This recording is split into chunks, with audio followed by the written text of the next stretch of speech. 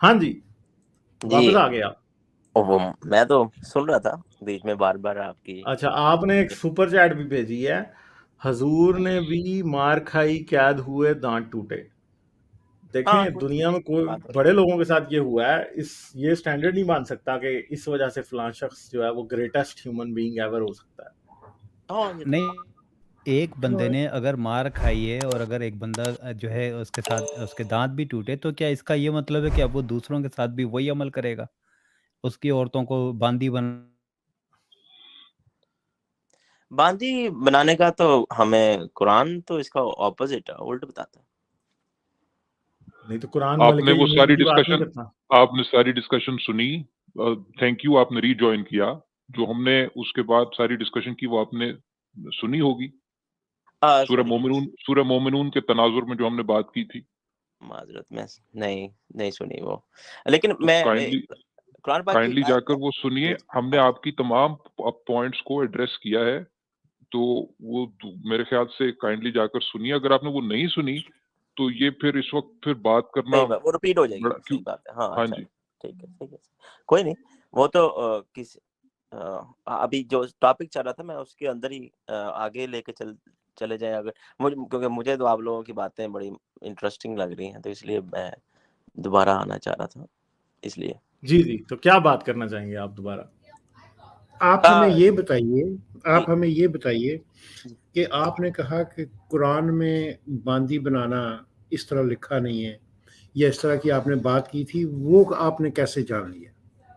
قرآن پاک کی وہ آیت ہے نا جس میں سورہ پتہ نہیں کون سی، وہ آپ بہتر جانتے ہیں، آپ کے زیادہ بہتر ریسرچ، کہ جس میں وہ بتایا اللہ نے کہا کہ بھئی آپ ان کو وہ کرو، ان کو مکاتبت کی بات ہیں؟ مکاتبت کی بات آپ مکاتبت کی آیت کی بات کر رہے ہیں. یہ سارے موضوع ہم نے آپ کی کال کے بعد ڈسکس کیے ہیں. ہاں آپ ہم نے کی مکاتبت ہیں کی بات ڈسکس. کر رہے ہیں. اچھا کر لی ہے آپ نے ڈسکس، وہ پھر جی تو جی میں لیٹ ہو گیا، وہ میں نے نہیں سنا نہیں نہیں، ہے. لیکن آپ کائنڈلی جا کر ضرور وہ دیکھیے گا جب آپ کی ویڈیو پوسٹ ہوگی نا. یہ بہت اچھا ہے. اگر آپ میں نے وہ میں ذکر کیا ہے. سنتا ہوتا ہوں، میں غالب صاحب ہاں کی جی، آپ کو میں نے خاص طور پہ ایڈریس کر کے میں بعد میں آیا تھا. میں اس وقت نہیں تھا جب آپ پہلے آئے ہیں، لیکن میں آپ کی گفتگو سن رہا تھا. میں نے آپ کے تمام نکات کو پوائنٹ بائی پوائنٹ ایڈریس کرنے کی ایک جسارت کی ہے. آپ اس اچھا کو سنیے گا. آپ نے سنا آپ وہ، چلو وہ میں سن لوں گا. اس کے اگر ہٹ کے بھی اگر بات کریں، آپ کو غامدی صاحب کے پوائنٹ آف ویو میں کوئی ایسا پوائنٹ نظر آتا ہے جو آپ کو لگتا ہے کہ علمی نہیں ہے؟ دیکھیں ابھی سبسٹینشیا تو آپ کو کچھ نہ کچھ بتائیں گے. میں صرف آپ کو ایک بات بتا دوں، غامدی صاحب فلسفے میں بڑے کمزور ہیں، ٹھیک ہے، اور سائنس میں تو بالکل ہی. غامدی صاحب دیکھیں، نو ڈس رسپیکٹ ٹو ہم، مگر غامدی صاحب کو سائنس کا بھی نہیں پتا. آپ سبسٹینشیا آپ کو ڈیٹیل میں بتا دیں گے یہ باتیں ساری. At the cost of repeating, اگر غالب آپ مجھے اجازت دیں. جی سر پلیز. ریپیٹ ہی کروں گا. دیکھیے غامدی فالوور، میں نے آپ کی جو بات گفتگو تھی وہ بہت غور سے سنی، اور تقریباً 15 منٹ آپ ہی کی باتوں کو میں نے ایڈریس کیا. میں دوبارہ سے کر دیتا ہوں کیونکہ آپ موجود ہیں، ٹھیک ہے. اس وقت آپ موجود نہیں تھے.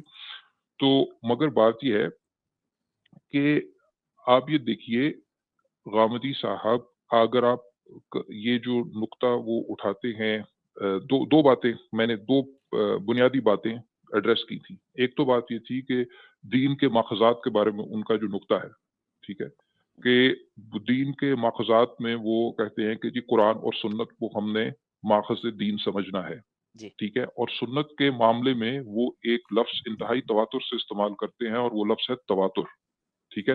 وہ کہتے ہیں وہ کہتے ہیں کہ جو سنت ہے وہ امت کے اندر وہ ایکشنز جو کہ اجماع اور تواتر سے آگے چلتے آ رہے ہیں، اس کو انہوں نے سنت کہنا ہے، ٹھیک ہے. یہ ایک امبریلا ٹرم ہے سنت کی، جو انتہائی احترام سے غامدی صاحب استعمال کرتے ہیں. مگر مسئلہ یہ ہے کہ اس ٹرم میں پرابلم یہ ہے کہ سنت جب تک ڈاکیومنٹ نہیں ہوتی تو اس کی حیثیت ویسی ہی ہے، اس تواتر کی حیثیت اور اس اجماع کی حیثیت ویسی ہی ہے جیسے کہ ایک چائنیز وسپر یا ایک چین آف ٹرانسمیشن جس کو ڈاکیومنٹ نہ کیا جائے.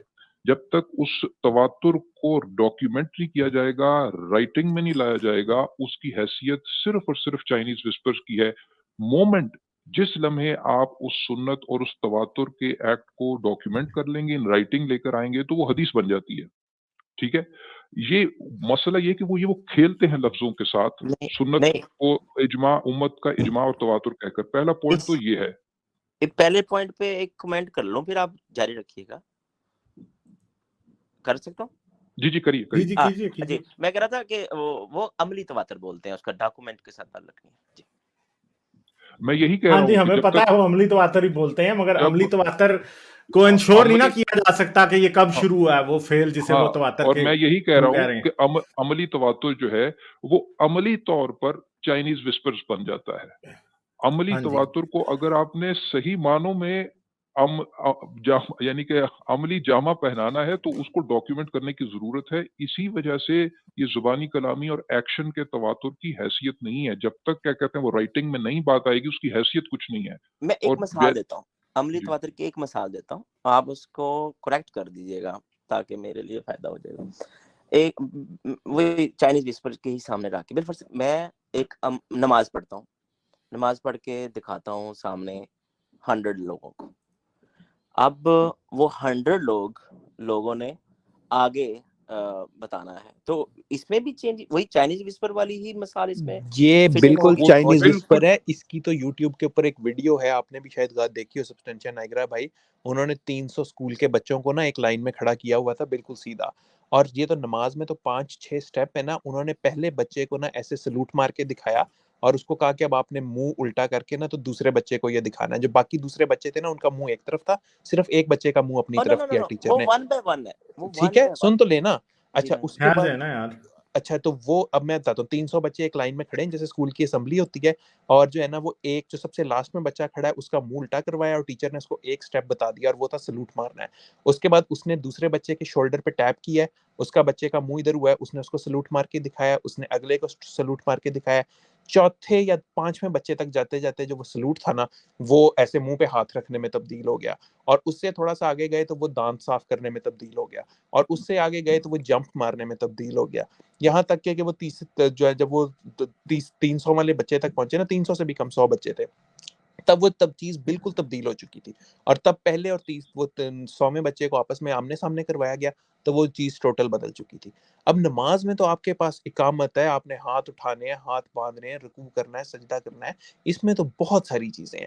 چائنیز وسپر تو میرا خیال ہے نماز تو یہ جو آپ کہہ رہے ہیں نا 100 بندوں کو دکھائیں گے، آپ خود یہ ایکسپیریمنٹ کریں. آپ 100 بندوں کو ایک سٹیپ سکھائیں اور اس کے بعد ان کو کہیں کہ آگے جا کے آگے سکھا دو، اور شام کو جا کے ان لوگوں سے پوچھ لیں کہ انہوں نے کیا سکھایا تھا. آپ یہ سوشل ایکسپیریمنٹ کر کے دیکھ لیں، آپ کو پتہ چل جائے گا کہ غلط چیز سکھائی ہوگی. نہیں، میں اس میں صرف ایک فرق ہے اور جو میں نے بات کی تھی، شاید میں صحیح بتا نہیں سکا. میں کہہ رہا تھا آپ نے جو ہمارے وہ چائنیز وسپر والی یوٹیوب والی ویڈیو میں نے دیکھی ہوئی ہے جس میں ایک بندے کو بتاتے ہیں آخری بندے تک بالکل چینج ہو چکا ہوتا ہے.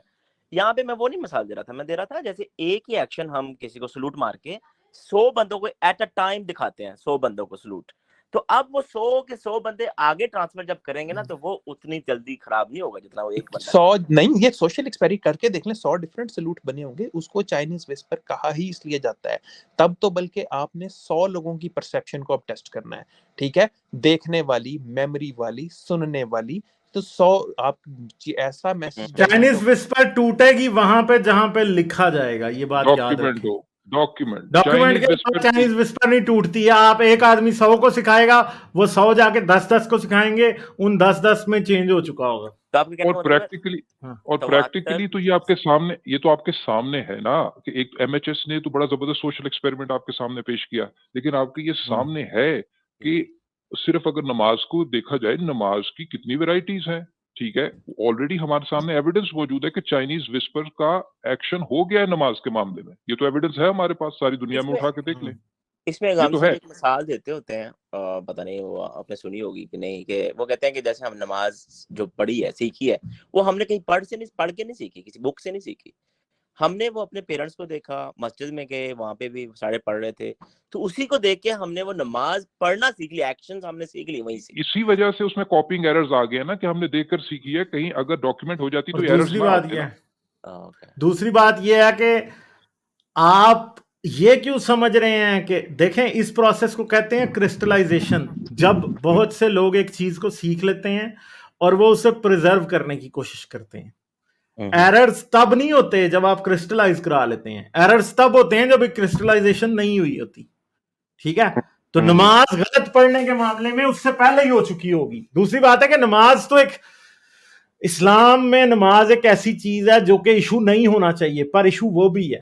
مگر دوسری طرف جو بنیادی عقائد ہیں جھگڑے ان میں ہیں. جیسے سمپل سی بات ہے، ہم ایک بات کرتے ہیں، جیسے حضرت محمد کی زید کی بیوی زینب سے شادی ہے، ٹھیک ہے. اب ایک سمپل بات ہے کہ میں تو یہ بھی فرض کرتا ہوں کہ ایسا بھی ہو سکتا ہے کہ حضرت محمد کے آنے سے کوئی 200 سال بعد یا 100 سال بعد کوئی ایسا شخص تھا جس کی واقعی اپنے منہ بولے بیٹے کی بیوی پہ آنکھ تھی، اس نے اس سے شادی کرنی تھی، تو اس نے کیا کیا جی، رسول کے متھے یہ بات لگا دی اور خود اس نے یہ بات قرآن میں ڈلوا دی، یہاں حدیثوں میں ڈلوا دی اور آگے باقی جگہوں پہ ڈلوا دی. ایسا ہو سکتا ہے نا.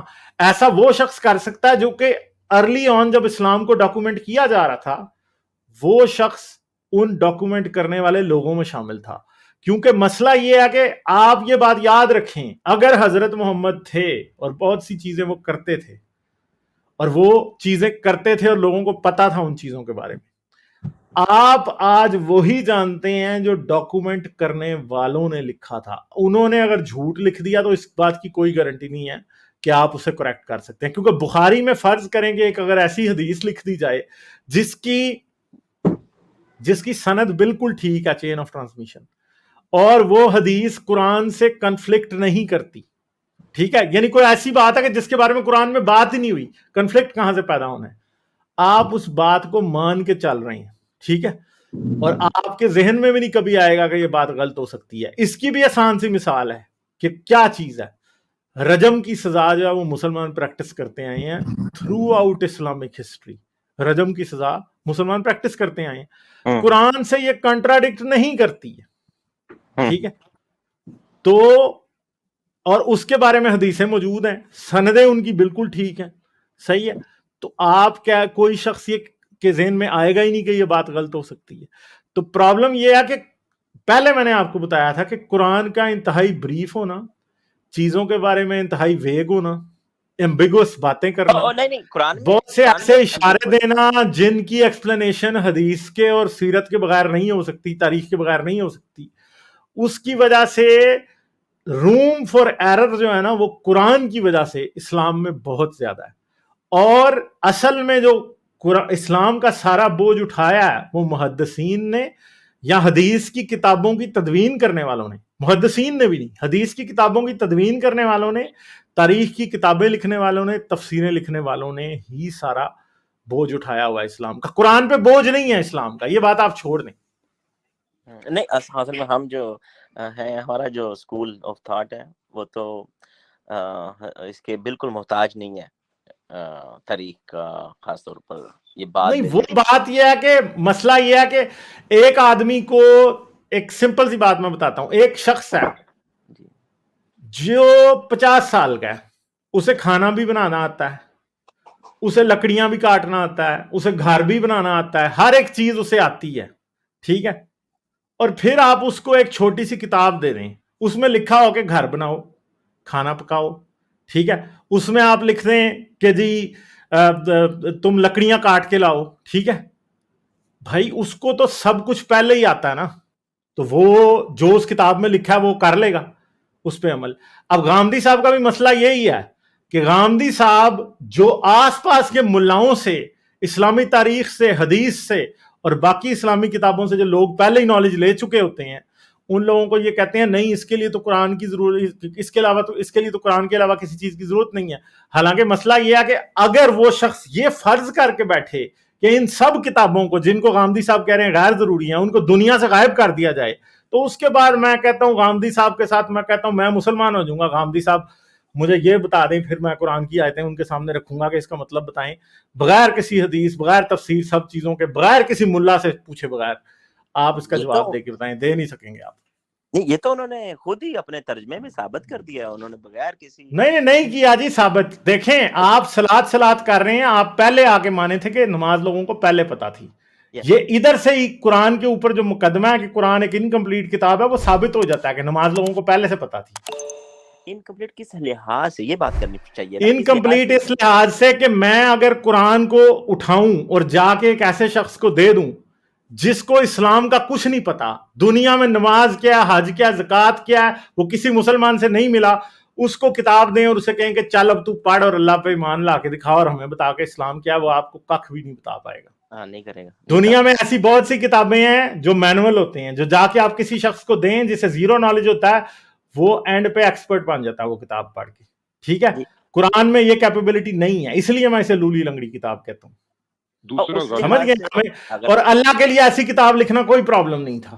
اللہ اسلام فار ڈمیز کی ایک کتاب لکھ سکتا تھا. قرآن could have been the Islam for Dummies book. ٹھیک ہے. دیکھیے غالب، بات یہ ہے کہ یہ تو وہ بات ہوگی جو قرآن نے نہیں بتائی، جو قرآن بتانے سے چوک گیا، یہ تو وہ معاملہ ہے. لیکن اگر جو قرآن نے بتایا ہے ہم اس کے اندر رہتے ہوئے بھی اگر جب انالیسس کرتے ہیں تو یہی ہمیں پتہ لگتا ہے کہ یہ خالص انسانی کلام کے سوا کچھ نہیں ہے. میں غامدی فالوور بھائی، معاملہ یہ ہے کہ میں ریپیٹ کرنے لگا ہوں وہ باتیں جو میں نے پہلے کی تھی. میں پہلے ذرا جھجک رہا تھا کہ ریپیٹیشن ہو جائے گی، لیکن ہم نے غامدی صاحب کا جو سٹینس ہے غلامی کے اوپر، جو وہ مکاتبت کی بات کرتے ہیں، مکاتبت قرآن کے اندر جو آتی ہے بات، اس کا مطلب ہوتا ہے لکھت پڑھت کرنا. مکاتبت کا مطلب یہ ہے کہ آپ غلاموں کے ساتھ ڈیسائیڈ کر لو، کانٹریکٹ کر لیں کہ جس میں غلام اپنی قیمت آپ کو دوبارہ سے واپس کر دے، ٹھیک ہے، اور سٹیپ بائی سٹیپ قسط وار انسٹالمنٹس میں اپنی قیمت ادا کر دے، تو اس کے بعد آپ اس کو آزاد کر سکتے ہیں. یہ مکاتبت کا مطلب ہے. یعنی یہ اپنے اندر کتنی انسانیت سوز بات ہے کہ انسان کو اپنی قیمت ادا کرنا پڑ رہی ہے، جس کو غامدی صاحب اپنے لیکچرز میں، اپنی باتوں میں وہ کہتے ہیں کہ یہ غلامی کے اگینسٹ جو ہے، غلام کو آزادی کا پروانہ قرآن نے دیا ہے مکاتبت کی فارم میں. یہ غامدی صاحب کی بات ہے. مکاتبت کے اندر جو ایول پہلو ہے کہ اس کی وجہ سے غلامی کا انسٹیٹیوٹ مزید آرگنائز اور پرولونگ کرے گا، اس بات کو وہ آتے ہی نہیں ہے. ہم وہ بات کرتے ہیں جو قرآن میں ضمنی طور پر نہیں آئی، بلکہ بنیادی طور پر، اصولی طور پر جہاں اصول بتائے جا رہے ہیں. ہم نے اس موضوع پر بات کی تھی، جو سورہ مومنون ہے، جو 23ویں سورت ہے قرآن کی، اس میں مومنون کی ڈیفینیشن بتائی جا رہی ہے، تعریف بتائی جا رہی ہے کہ مومن کون ہے، اس کی پراپرٹیز بتائی جا رہی ہیں. مومن کون ہے جن میں وہ صفات ہے. اگر آپ دوبارہ سے نکال لیں کائنڈلی غالب، تو ہم ان آیات کو جلدی سے، یہ آئے ہوئے ہیں ہمارے بھائی، ہم جلدی سے دوبارہ سے ریویو کر لیں. نہیں کوئی نہیں، میں نا نیکسٹ ٹائم انشاءاللہ آ جاؤں گا. میں نے بھی نکلنا تھا تو میں آپ کی وہ دوبارہ سن بھی لوں گا انشاءاللہ. Thank you. چلیں آپ آئیے گا ضرور. ٹھیک ہے، ہاں وہ دوبارہ سنیے گا، وہ ضرور سنیے گا، سن لیجیے گا. ہاں وہ نکل گئے. لائک، شیئر اور سبسکرائب کرنا مت بھولیں. اس کے ساتھ ساتھ آپ میرے چینل کو پیٹریون پر سپورٹ کر سکتے ہیں. پیٹریون کا لنک ویڈیو کی ڈسکرپشن میں ہے.